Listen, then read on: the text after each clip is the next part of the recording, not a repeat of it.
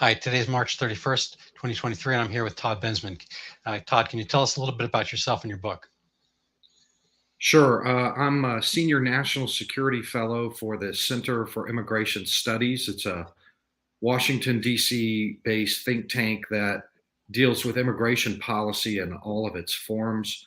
I'm an analyst there full time on staff since 2018. For the 10 years prior, I was with the Texas Department of Public Safety's Intelligence and Counterterrorism Division as a manager of intelligence analysts, doing mostly counterterrorism work in a fusion center.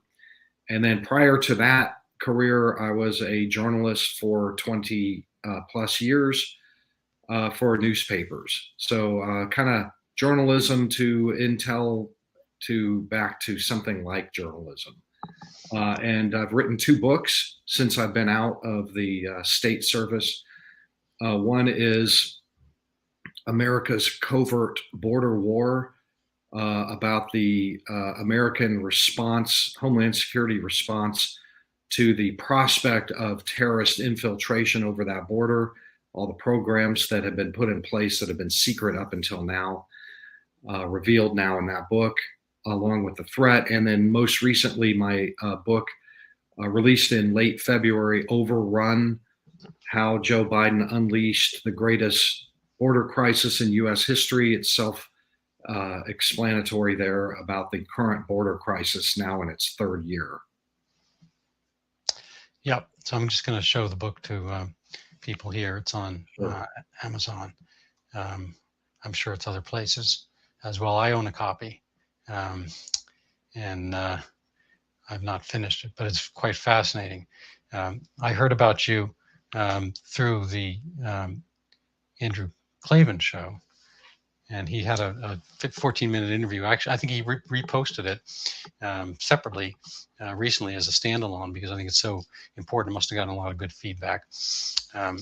Tell us, well, I mean, the title is somewhat self-explanatory, but maybe you could weave it in with your first book as well. What's been your theme? What's the duration between those 2 books, and why have you kind of stayed on this theme? Well, there is a thread that runs directly from the first book to the second book in this way, in that when I wrote the first book, it published in 2021. That book came at a time when the border was under somewhat, was somewhat managed. 20, 30, 40,000 apprehensions at the border a month. Talking about these programs that are in place to vet people from special interest countries abroad that are coming over the border all the time. But the new book is about how the border is now all but collapsed under this onslaught of volume, of human volume. Now we're looking at 250,000 a month, not 20 and 30,000 a month. And when you have a border that is under that sort of stress, duress, then all bets are off in terms of counterterrorism programming and really any kind of programming at all. Everything is just cracked and broken. And the new book, Overrun, has a chapter that updates the first book called Terrorists in the Wire, and discusses the huge number of FBI watch-listed immigrants that have been apprehended at the border in this crisis, but also how the programs that I talk about in the first book have collapsed and are not being used anymore. And so some of these terrorists are getting through and disappearing into the American interior. And the book Overrun describes numerous cases of that, what happened based on my reporting, usually using leaked documents that were provided to me privately by people in the Homeland Security enterprise who are really pissed off about it. So there's another chapter called Strangers, Terrorists, Strangers, Warlords, and Spies, also discussing a different kind of threat vector of people coming over that border from places that are adversarial to the United States diplomatically, or are coming from places on the African continent where we just have no idea what they were up to over there, and they're just kind of coming into the country. And I've got cases described in there of actual war criminals who have snuck into the United States and have been in hiding. And I have no doubt that we are importing lots of those right now. It's a crazy brew. I don't know where to begin, but maybe we could begin at some of the aspects of your book itself. I'll start with the question Andrew Klavan asked. He said we had a porous border under Trump. He was vilified or pilloried by Ann Coulter. Is this a kind of a bipartisan effort at ignoring the border? I'm just going to put it out there. I think I know the answer, but go on. Well, the one thing you can say about Donald Trump, there was a mass migration crisis under his watch. It was not of his making. I described that crisis where we had about 1 million managed to get in over the border. It was collapsing, huge numbers. It was the largest mass migration crisis up until now. But the difference is that the president then tried to manage it and get it under control and end it, and ultimately did. Really worked hard to come up with creative, out-of-the-box solutions since he didn't have the backing of Congress to end it. He wanted to end it. He tried to end it. He put policies in to end it. But for the first time, as far as I know, in U.S. history, we have a president in office who has not tried to end it, who has done nothing to not even expressed an interest in ending it, has denied that there's even a problem, and has done everything possible to facilitate the most possible crossings, to engineer the greatest number of crossings as humanly possible. And that is something that is brand new in the annals of American history. Because, we have laws on the books, congressionally mandated and passed, approved, bipartisan statutes that require detention and deportation. And the administration is, for the first time, has decided we will not do any of that at all, ever. And we also will not deport anybody from the interior. So they ended deportation. That is something that is completely brand new in the United States. No, it's incredible. This may not be the focus of your book, but where is everybody going and how are they getting there? How do they get to the interior? And a separate question is, when you talk about the president, the president seems to be a concept now, because I'm not sure the president is fully in control of the president himself. So I see it a little bit as a kind of a Trojan horse kind of thing that people rode in with the Biden presidency. Can you tell us a little bit about how that was brought about? And you mentioned aspects of it in the book, kind of an advocacy takeover of certain parts of our government. Yeah, listen, I'm not pretending to be a doctor or psychologist or anything. I didn't really go there about the president's wellness, but I do think that he, in this case, is probably being taken advantage of by really aggressive far left advocates who he owes his election. He owes his nomination to, really, more than anything. And that's a far left sort of extreme strand of the Democratic Party coalition that has always been sort of sidelined by the traditionalist Democratic Party. But in this case, as a reaction to the Donald Trump term, really rose and ascended in power, and were given as a reward the immigration portfolio. And those people have a very different ideology. I call it a theology in the book. it's really more like a cult of it's almost religious in the way that they have their outlook on the world and on immigration, and it's utopian, these ideals, and it's sort of like mysticism almost, that borders are obsolete and an anachronism and shouldn't exist.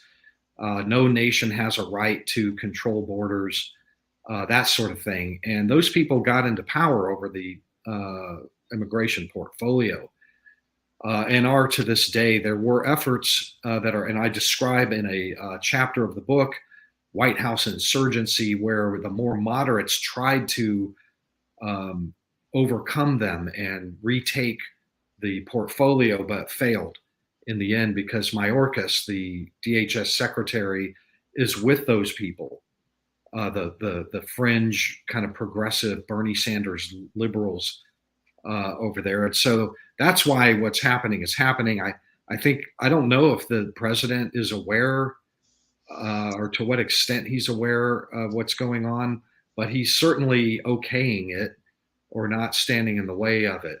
And as to your first question, how are people getting in? Where are they going? It's as I've said before, it's a conveyor belt. There is a very well-oiled machine all along the border from Tijuana down to the Gulf of Mexico of buses and airplanes and NGOs, non-governmental organizations that are working hand in glove with the Border Patrol. So when the Border Patrol scoops everybody up, they hand them off in a day or two to the NGOs, who then arrange for bus transportation to the interior to get them off the border as fast as possible. The administration does not want any kind of buildup down there. Those are bad for political optics, so they work very hard to clear the decks, so to speak. They use those NGOs to get the decks cleared, getting people on this nonstop cavalcade of buses, mostly into every city in America, every city and town throughout America, from West Coast to East Coast. It goes on all day, every day, 7 days a week, all month, into the third year now, well into the third year. We probably have somewhere on the order of 5 million people, new people inside the United States that have been bussed in straight from the border. I've traveled now and then, less so the last couple of years, obviously, but we go through this whole rigmarole with passports, stripping down, taking your shoes off, going through, various types of radiographic apparatus, different borders, different airplanes, all this kind of stuff. And then you queue up and you have to have your goods examined for plants, for this, for that, for contraband, for drugs. There's dogs, all that kind of stuff. And then there was a whole extra level during the coronavirus episode of people being, literally viral tested and whatnot. And I've been doing a coronavirus video cast the last 3 years or so, and I started just talking on my own, doing monographs in a sense. But it seemed really rather inimical because Mexico and most of Latin America were out of phase. They were a phase behind our coronavirus. I guess subclass waves, and so they were having sickness when we weren't. We were getting over a certain variant, whatever. They still had it, and people were coming across without any of the controls, without being tested for anything, without tested for ID, without. Why do we have all these things at the airports if we're going to have an open border? I mean, if we're going to do the open border, why don't we just open it everywhere? Keep the do the airplanes and all this kind of stuff. Why bother? If there are presumably terrorist threats for our airplanes, why can't there be terrorist threats through the border? And I just don't see it. I mean, I suppose it's kind of a question that answers itself. But where do you see all this going? And what are the threats that we maybe have or don't realize on our own border? Right. Well, I mean, just quickly address the coronavirus, issue. We definitely had a very pointed double standard going on. We had, liberal America was, pounding all of us about getting vaccinated and masking and, staying home and, workplaces emptying out and all of those kind of, state by state laws. But they were quite willing to look the other way when it came to the hundreds and hundreds of thousands of people coming in from all these 150 different countries around the world. There were efforts here and there for periods of time to test those migrants as they were coming in illegally. There were some efforts, but then they would break down in different parts of the border, and they just couldn't do it. So just, all right, everybody come in, not to stop them and hold them and block them ever. It was always, the onus was on getting them in the most possible before we could. It kind of reminds me of in the last days of months of the Trump administration, or the last weeks, that they knew the Democrats were going to end construction of the wall as soon as on day one. They promised that they were going to do it. So they ramped up construction 24/7, all day, get as many panels as they possibly could before the Democrats got in. And the Democrats have taken the opposite tack of, let's get as many people as we possibly can in these 4 years before they shut it down. As far as threats, I mentioned a couple of the chapters of the book, Terrorists in the Wire, and the Stranger Danger chapter about spies. We've got lots of Chinese coming in, Iranians, people coming in from Russia, left and right, places that are, why not send some spies in? And so we have had about, as of this day, that we know of, about 169 apprehended who were on the FBI's terrorism watch list. That's an all-time record. We've never had that many come through. This is according to CBP statistics. That's not good, because we've also had 1.5 million at least gotaways, people that have just, through the gaps, through the wall gaps, through the gaps left on the defensive line by Border Patrol, having to do processing duty and administrative duty for the ones that were turning themselves in. 1.5 million people got away, at least. And that's a problem, because if you have terrorists coming in and warlords and spies and strangers getting right through into the American interior, we have no idea who's among us.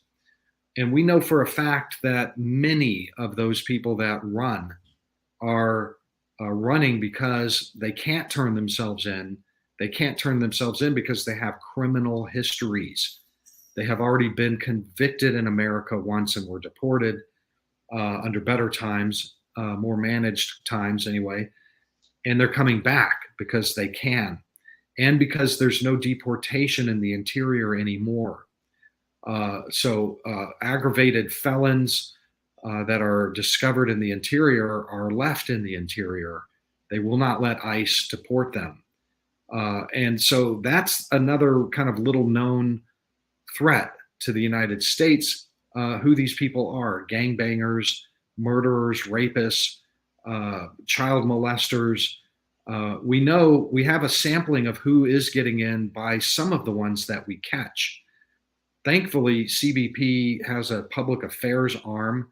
They're very proud when they catch a child molester and turn them back and deport them. And they put press releases out.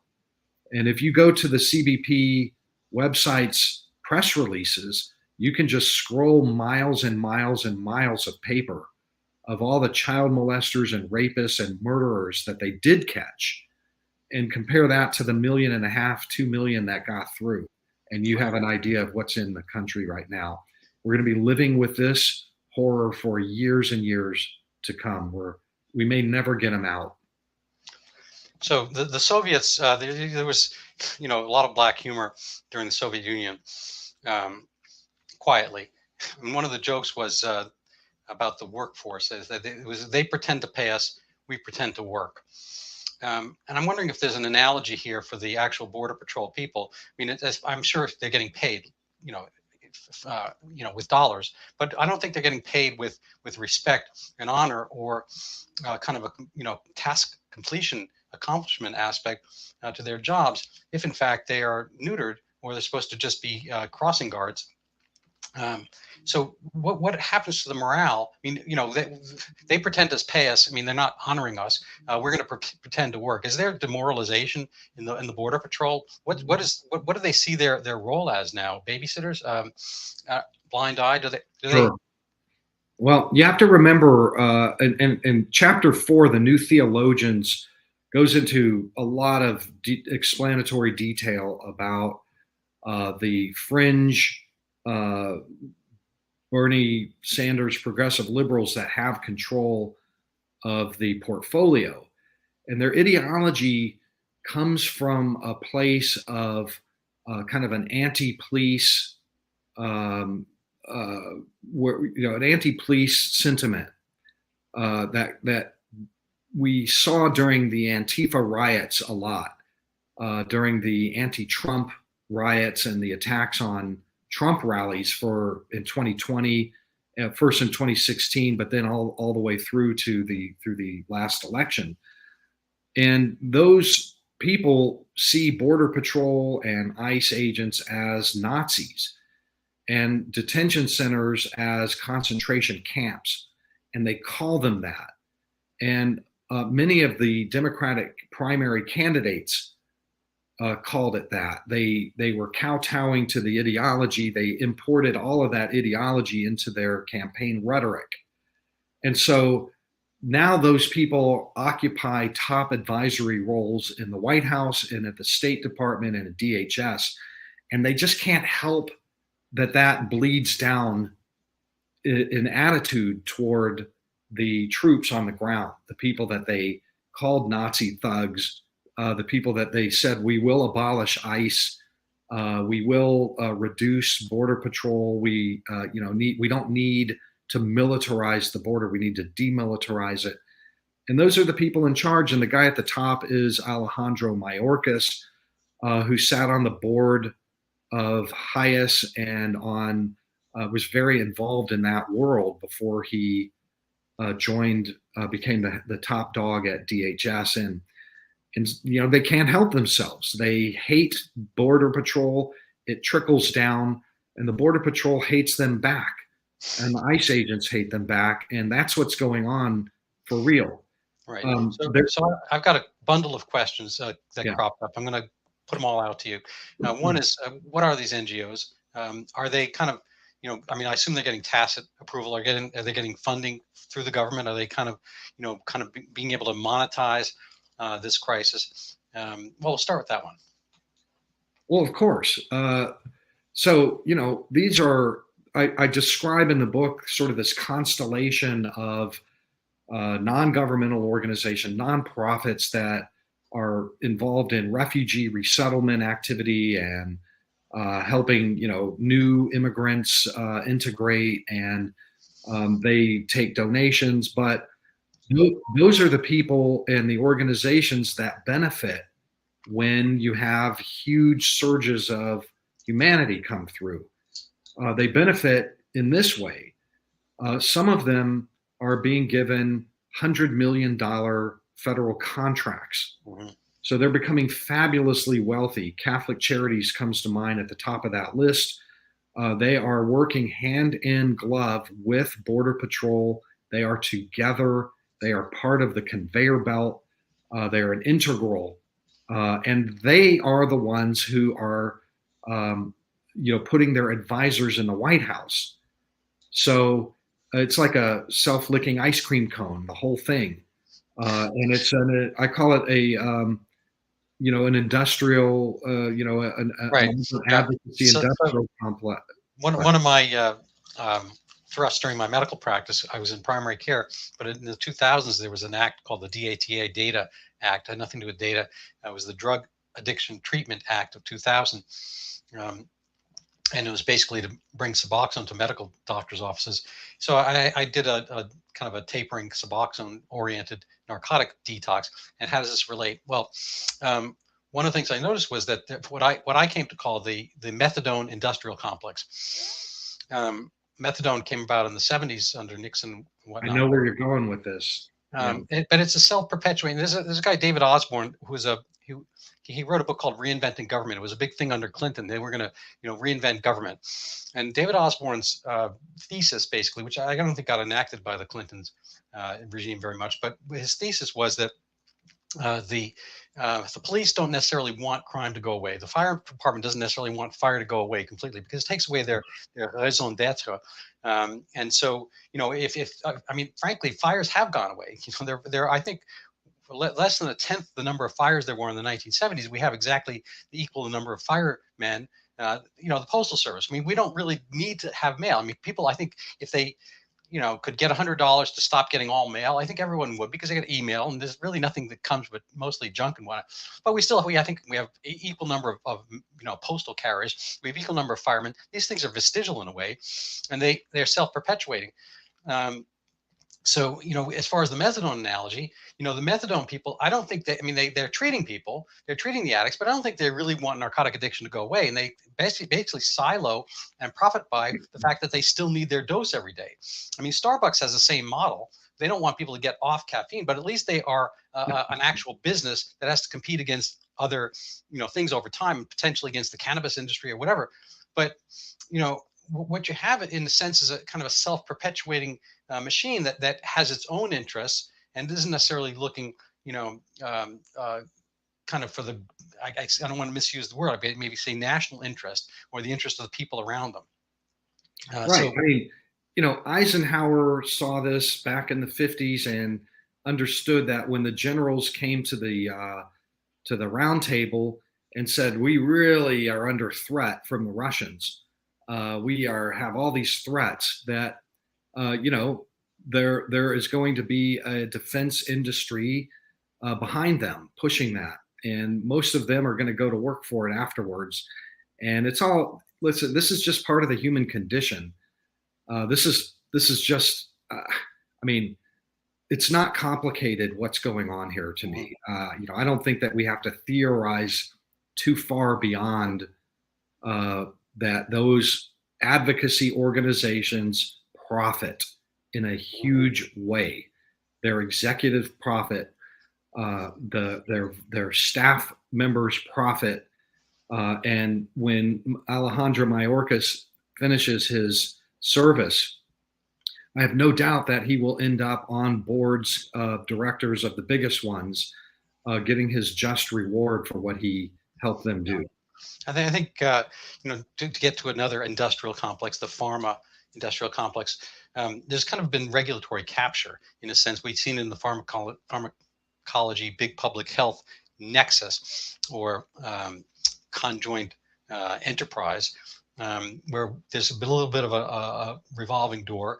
I think Scott Gottlieb left, was at the FDA, and now he's on the board of Pfizer.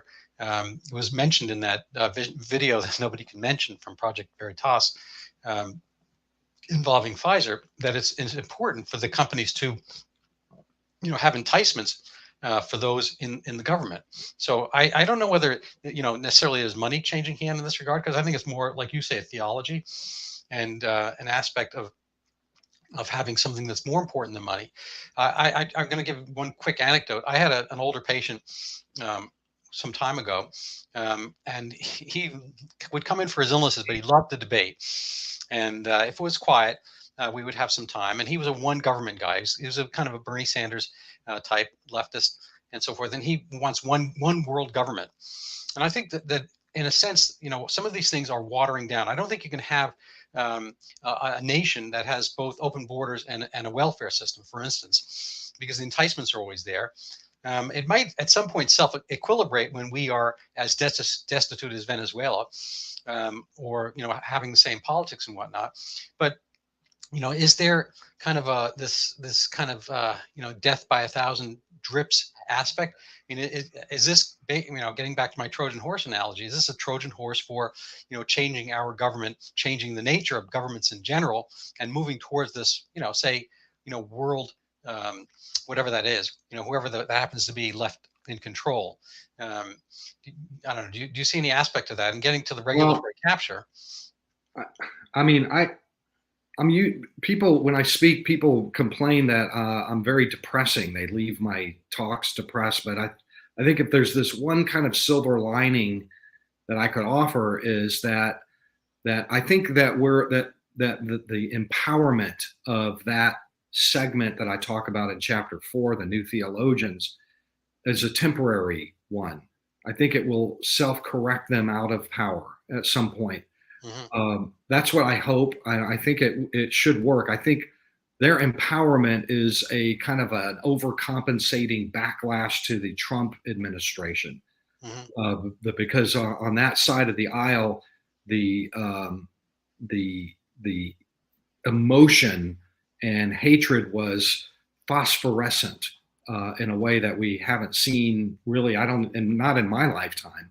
Mhm. I'm pushing 60, and I had never seen anything like the burning hatred that he Yeah. stoked over there on that side.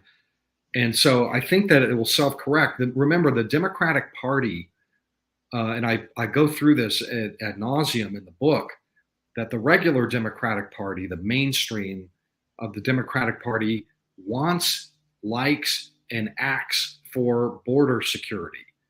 Uh, different, Historically.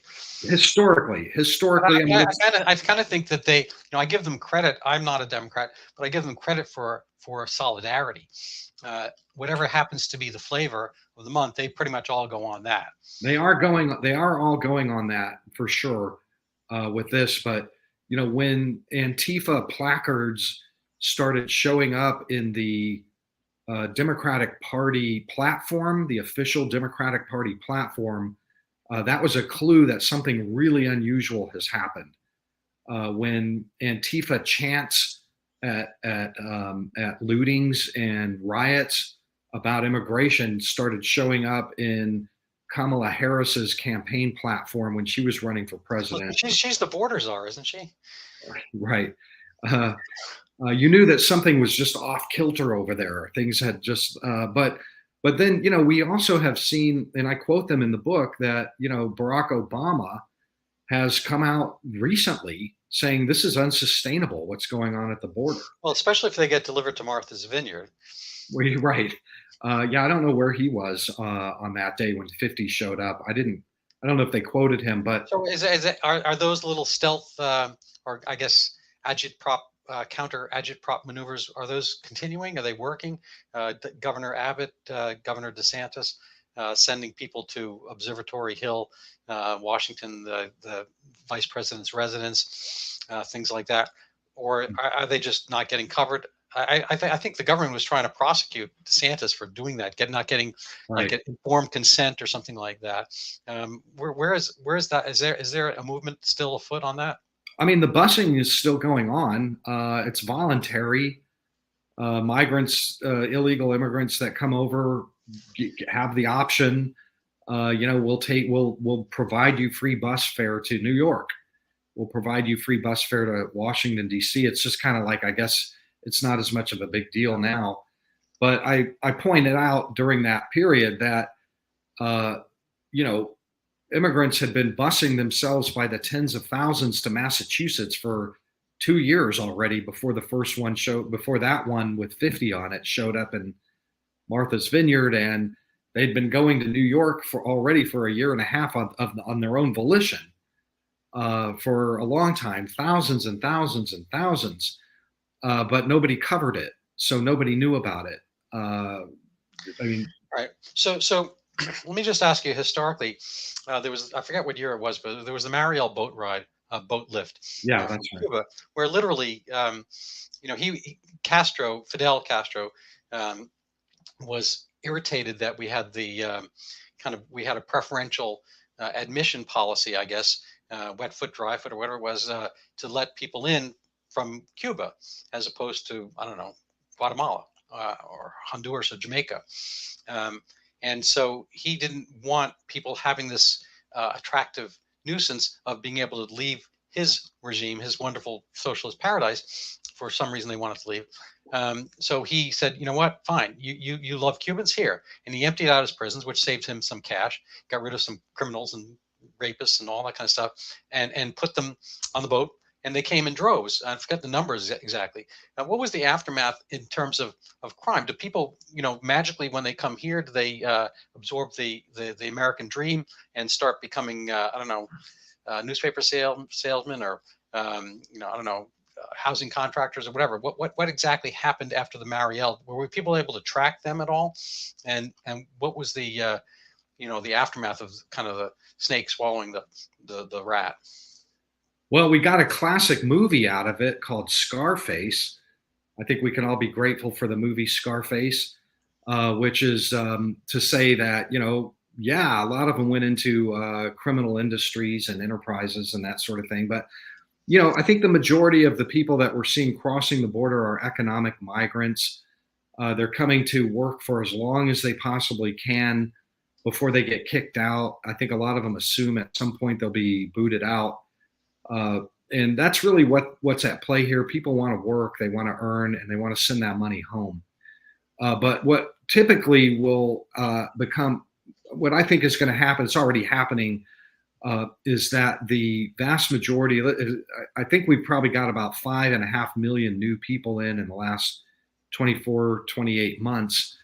The vast majority of those will end up living here illegally. So they will join. If we had 12 million, a population that's disputed, nobody knows how many we had, but even my organization generally accepts the 12 million figure.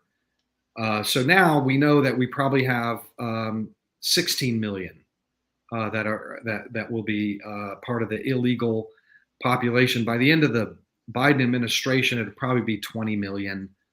And if there's another 4 years, it'll be 30 million, and it'll just keep going like that. And so there are implications to that. One of the implications is that there is that by living here illegally, they must break a lot of rules and laws. You have to have a fake ID. You have to lie on employment applications, your taxes, your earnings, there's an underground black economy that develops. That's not a good thing for a modern democracy, a modern democratic. I mean, this is not a banana republic yet. That's the kind of thing that happens. Only because we can't grow bananas. It might Right. be. I'm sure somewhere they can grow bananas. Florida, maybe they can grow bananas. Maybe indoors. It's a dilution of the prospect. I mean, it's April tomorrow, unless we're fooled by it. And I have to do taxes, and I've got a few, and I've got an LLC here, and this. It just takes forever and a half. And I was a math guy. I was good at math and whatnot. It's still, and I try to sludge through TurboTax. It is a burden. And if I get one thing wrong, I'll have problems. I'll be audited or whatever. It's like it's a burden. It would see some days, when I wake up, I'm like, wow, if I could just kind of like molt and drop off the skin of my name or whatever, start fresh. I mean, I don't think I'd want that because I don't, I'm a little bit old to do house painting and whatnot, but it seems like kind of a liberty not to have to worry about, paying taxes. It seems like a liberty not to have to worry about, I don't know where your name is. I mean, I guess, we wouldn't be able to rent cars and get on the airplane. You don't want to be totally with anomy, nameless. But it seems also like if you were someplace else and you had those constraints, if you had a criminal record in Brazil or a criminal record in Guatemala, whatever, you're just here. Now everything's kind of all gold and whatnot. And whether your morality and your impulses have changed is a total separate question. I mean, that's kind of deep and perhaps beyond, the scope, human nature and whatnot. But, it seems like an endless attractive nuisance. Or I guess a moral hazard in a way that we're presenting. I'm not sure it's necessarily helpful for those places either if, they I don't know, are losing their own. I mean, let's say the good people come over and they're losing their intrepid workforce, the people who are hungry and whatnot. And on the other hand, it's not necessarily good for us if they are losing some of their criminal aspect. And I assume that there's a combination. Just to kind of lead with a question or end with a question, does your group track kind of the end result? Like, these millions, where do they go? What happens? How long does it take? How are the communities absorbing them, if at all? In New York City, Mayor Adams is new there relatively, and all of a sudden he's getting on the case about, we're spending, I don't know, $1 billion doing this and whatnot. He's only got a few. I mean, they mentioned thousands. I mean, are they going to shelters? Where do they wind up in just other people's homes? What's been the kind of the mattress effect when they land here? Right. Well, it's a gamut. For one thing, it's hard to track where people end up because the cities where many of them end up pointedly will not ask for immigration status. Kids that are entering schools the administrations will not ask immigration status. So there's a huge gap in knowledge, a knowledge gap about that because we don't want to know. We don't want to ask. There was a fight in Donald Trump's last months over whether the census was going to be, the census takers were going to be able to ask about status, immigration status, and they lost that fight. So the census goes out and nobody got to ask the question. We don't want to know because it's a terrible number. The Democrats oppose knowing. They don't want to know. They're just like all the rest of us. We're all human beings. So, but we do have indications of what happens through statistics. So there are asylum statistics that are made public, claims and declines in regions. We do have statistics about how many deportations of criminals, how many deportations of non-criminals. And so we can see the numbers of, you can kind of paint the outlines. You can draw outlines of where people end up. And also remember that, illegal immigrants are free to move wherever they want. So they may show up in New York, but move to Philadelphia in 3 years or whatever. They're free to go wherever they want. You can't really block people from moving interstate. Right. So my understanding is that, a lot of the people who came illegally or have been, made legal over time, they, say Latinos, they resent some of the influx because it's threatening their own income stream and their price point, as it were, because there's going to be a downward pressure on income by having a greater supply of, minimal salaried individuals. That's right. Is there pushback within any of those communities, which I assume are absorbing, based on an ethnic language basis, these immigrants? Well, yeah. I mean, we've seen Mexican Americans vote red in the last 2 election cycles at unprecedented rates. Down along the Texas border, or my state, we've seen, traditionally blue precincts turn red for the first time in their history because they're furious over the illegality of people crossing illegally. We did it the right way. We waited. We paid the fees. We, did all the hoops, and they hate it. And so there is a backlash against these policies, and also I believe that the classic Democratic voter, who are kind of less educated, lower skilled workers, think labor unions, are going to feel this. Yeah, they're going to feel it. They're already feeling it. There's no question. Let me just kind of switch gears a little bit here. Mexico has a relatively new president themselves, AMLO, and he's a socialist. He's unique-ish personality, but he comes from the left, sensibilities and whatnot. Has Mexico changed in its handling and passage conduit aspect. Did we have a better partner then, or do we have a better partner now? Is he helping facilitate? Does he worry about his own national integrity? My understanding is they actually have a fenced border with Guatemala themselves. So how does the Mexican government act or approve or tacitly allow, or is there a Mexican government allow with the power and strength to even make those decisions? Is Mexico somewhat privy or vulnerable to the cartels, both variety, the kind of coyote cartel as well as drug cartel, and how much do those intersect? And the last question is, were we doing a better job enforcing the border of Ukraine than we are of our own? Yeah. Well, remember that Mexico has its own national interests. And the chief national interest when it comes to this topic is we don't want them to stay here. As long as they're moving to the US, we're happy to facilitate, to grease that whole skid, to make it as straight line as possible. That's always been Mexico's position. As long as they're moving through and not staying and becoming our safety net burden or our problem, we're happy to move them through. Then came Donald Trump, who said, if you continue to do that, we'll apply progressive trade tariffs on all exports into the United States up to 28%. We'll start at 2%. You don't do it, 5%. We'll just kind of ratchet up the thumb screw until it's 28%. Then that became their national interest, to avoid that.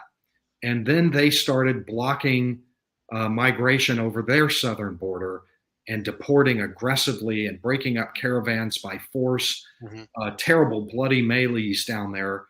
They had no problem doing that. And when they started to pool up in Mexico, they had a domestic political problem that sounds familiar to us.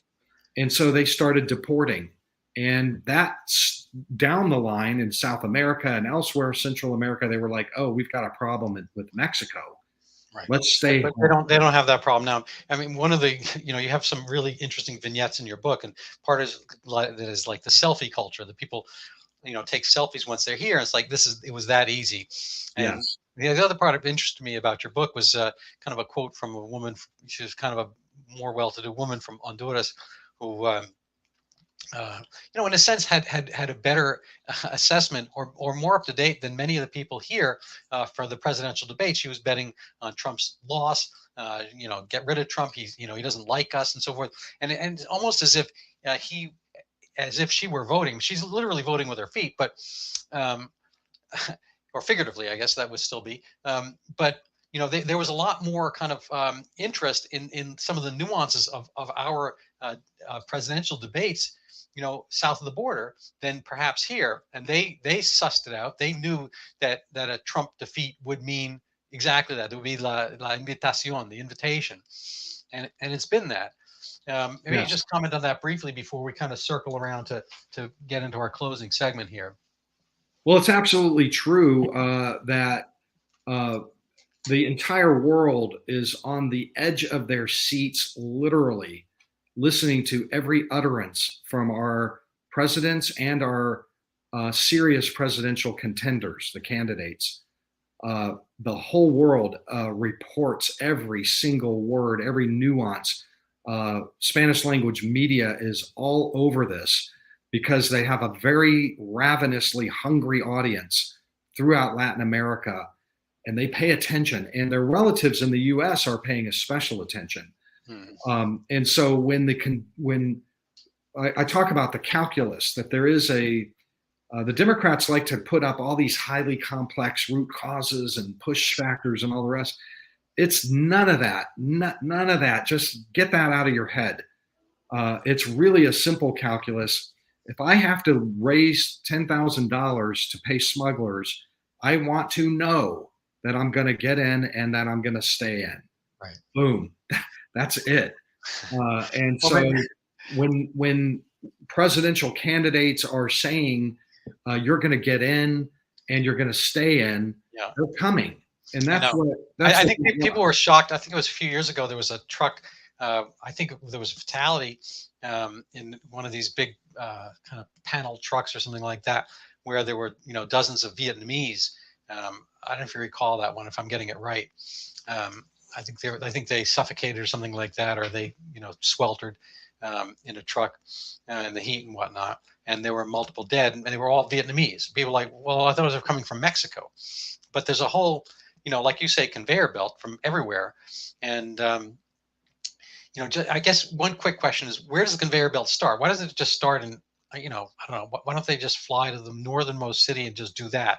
It seems like there's a whole kind of pathway. You mentioned the Darien Gap, which is a jungly piece of Panama, and so forth. I mean, do they have to kind of, to use the colloquial term, schlep up the whole way? Why can't they just fly to Guadalajara or something like that, or take the train up to Laredo? Well, it's like the old Jewish saying: if you've got money, you can travel. And it kind of goes like that. And if you have money, you don't have to schlep as much. You still have to schlep a little bit, but it's like that. I mean, it's true. I mean, if you like, a lot of the Chinese that are coming in right now are very well to do. So they're flying every leg they can fly. They come into Ecuador first, then they fly to somewhere in Central America, then they fly to Mexico City, and then they fly to Tijuana or, somewhere else, and then cross the border. And when they do, they've got the wrong shoes, they've got the wrong clothing. They clearly are not coming out of the, off the road. Right. Same with the Venezuelans. But there are poorer Chinese that save money by going through the Darien Gap and hiking and hitching rides and taking buses from one leg to the other to the other. And that's really what it's about. It's like, what can you afford? What is your visa? Got it. Where does your visa get you? And it Right. just runs like that. If you're super poor, you can still get here. It just takes. So you were mentioning on the border that there people just shed their ID cards from their previous country. That's right. Just, you could take a shopping bag and fill them up, and I don't know, do what with them? Make wallpaper or something like that, or maybe go back to those countries to be them. I show them on podcast often. I'll go, look at this. But my bag was. Maybe you could, drum up some money by selling those ID cards to go back to be a citizen in the Congo, but perhaps not. I'm not sure there's a market for that. Anyway, so what would be your closing words? I mean, you mentioned the slight silver lining in that cloud. I mean, we always try to find those, and then how can people find you and or support you and buy your book and so forth? Well, I guess I'd leave you with this, that, the book captures the first 2 years of crisis, but it also points out that we're in the middle of the story. So we have at least another nearly 2 years to go, a year and 9 months to go of this crisis. So we are going to see millions of more people come through the border. The administration has no plans to do anything to block, deter, obstruct, or follow any of our laws. They don't plan to. Courts may make them do that. So, batten down, get ready, start watching this. And then when the elections come around, if a Democrat is voted into office again, you're looking at another 4 years of this. So if you like this, it's interesting. Coalitions change. The Trumpian coalition is not what people expected from the Republican Party. If you'd asked them, say, 30 years prior, 20 years prior, even 10 years prior, that it was more blue collar. He won by flipping Michigan. Yes. Et al. So forth. And the black vote has been predominantly Democrat, but as far as poorer blacks, it seems to me against interest to almost literally an admission against interest. An admission of all these people into the country is against an interest of maintaining salary and keeping jobs and so forth. If you're on the lower end of things, if you're a computer software programmer or a policy analyst, you're not necessarily worried about immigration the same way a roofer is. I think a lot of people benefit. The Mitt Romney, when he was running, he had this issue of he had hired illegals. So he's got the money to have hired anybody. And he went for, because everyone's frugal with their own dollar, not necessarily with the government dollar. So he hired, people the lowest rate, Guatemalans and whatnot. And maybe they did a great job on his roof in his house. But, it's an issue, especially, the workers and so forth who are, kind of not in Mitt Romney's shoes. worry about those kind of things, and they want to get paid, they want to get fed, and so forth. And these people are literally competition for that. Anyway, I think this has been wonderful. Thank you so much for coming. I always try to end my show with a shameless self-promotion. This is my book. And not to be confused with your book. I mean, people might confuse because they both start with the word over. Yours is Overrun. And oh, well, I got to put it up here. I'm sorry. Let me just put it up here. So here's your book, Overrun, which people can find on Amazon. And again, I've already purchased it. So I'm going to hope to put a review up soon. And here is my book, Overturning Zika, the pandemic that never was. So I recommend people buy this, and please rate it and review it. Hopefully a good review. The cover points out the pandemic that never was. People might be forgetting Zika, but it's a real thing. It's a real virus. It's a kind of a dengue virus. And then it turned Brazil upside down. There's a lot of interesting things that happened. Why did it all get quiet? Nobody's heard about it at all since then. I have my little self-portrait there. It's on, a bad day, I guess. And I'm not going to maybe dwell on it too much. I think the only similarities between this episode and yours is that there was a theology afoot as well. And I'll just maybe spend a few seconds on this. Before they found Zika in Brazil, if they found Zika in Brazil, they were actually on the hunt for an unknown virus. It was a group with religious fervor. They actually named their group The Mission, named after the 1986 Robert De Niro Jeremy Irons movie, The Mission, where Jesuits were kind of upholding the rights of the Parana Indians against the colonials, the big, bad European colonials in the, I guess, 17th, 18th century, early 18th century. And so there was a group in Northeast Brazil that wanted to revolt, that wanted to kind of bring equity and money to the poorer north of Brazil. So Brazil is kind of upside down from the U.S. in the sense that the north is the poorer, darker, less industrialized part, and their south, Sao Paulo, Rio, Brasilia, is kind of more European, industrial, wealthy and whatnot. And so they wanted a new virus to come along, literally, so that they could, yell and scream about it. Kind of like we're talking about the methadone industrial complex. This would be the public health industrial complex, so that they could have more work for themselves and bring money and funding to that area. Now, where the money and funding comes from is another issue, because there's only a limited amount of that. So it would come at the deficit of something else. Anyway, so they were hunting for chikungunya. They call their group Chick V, the Mission. And they went hunting for about a year and a half, and they didn't find any chikungunya. But lo and behold, somebody may have found Zika, which is nearly identical to dengue. So whether they found it or not is another question, because there's no testing for Zika at the time. Anyway, but the point here is that there was a theology about it, and they wanted social change. Their idea was to have a virus produce social change. So I think the common themes that our books have is that there is a theologic aspect to our policy, that people have a vision and they try to affect it, and kind of like devil may care what the residue is, whether it brought microcephaly, this and that. Nobody's retracted from it. It was actually a very useful tool, because they tried to overturn the abortion laws in Brazil. Anyway, so that's my little screed on that. But I think again, the silver lining would be that if you want to affect change, you have to form your own theology. In a sense, it's not enough just to kind of passively vote. You have to be passionate about it and form movements. So I don't know if you have any thoughts on that, very briefly, because we have about a minute or so to go before we end.